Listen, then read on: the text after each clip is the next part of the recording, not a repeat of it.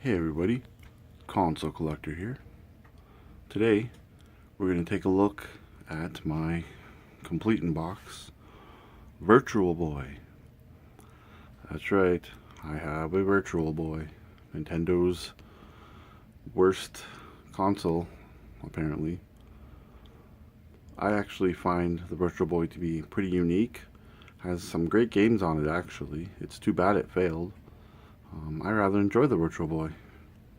It's one of those consoles I never was allowed to have growing up. My mother always said, "Oh, it's gonna wreck your eyes," stuff like that. But in my adult life, I've really come to appreciate the Virtual Boy.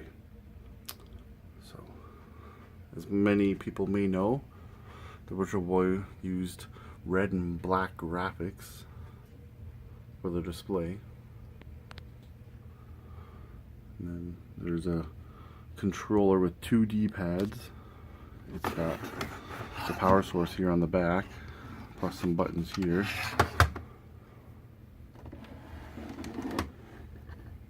Got built-in speakers.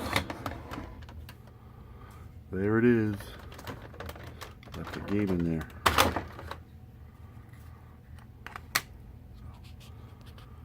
Very unique looking system.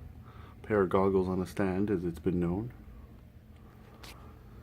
Take a look at the box. It's got a very 90s style box.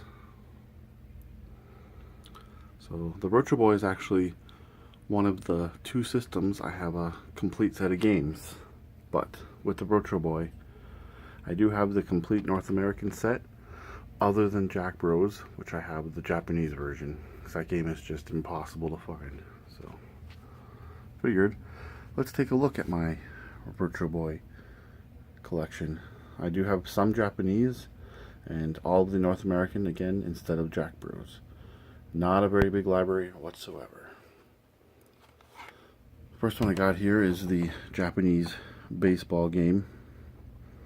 Don't ask me how to say it. Then I have Panic Bomber. Then I have Waterworld.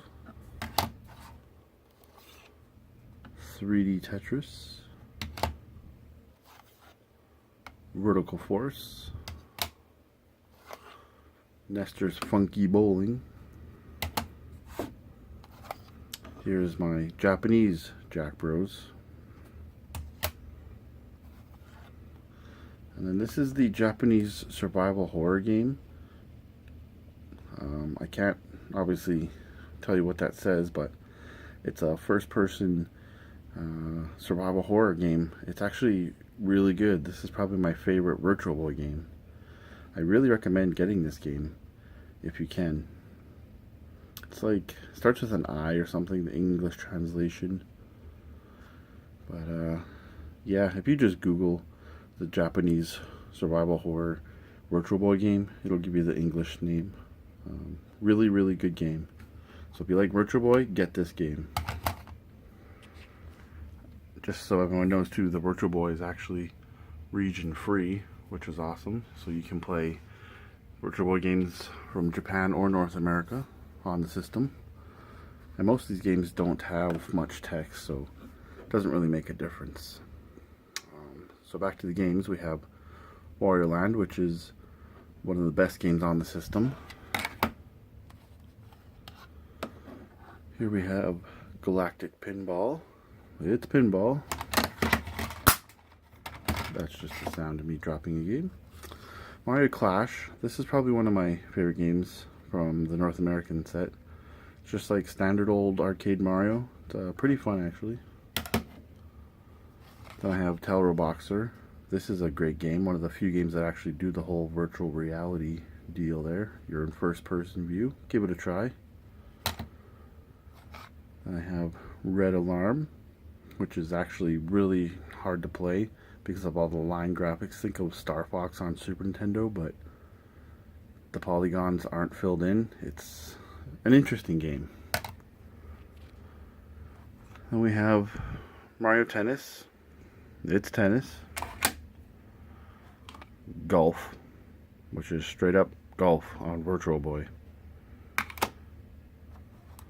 And I have the Japanese Tetris game, not 3D Tetris, just a standard Tetris game.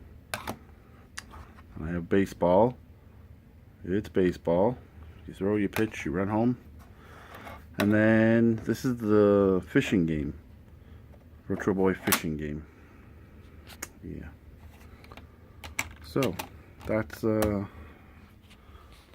Virtual Boy.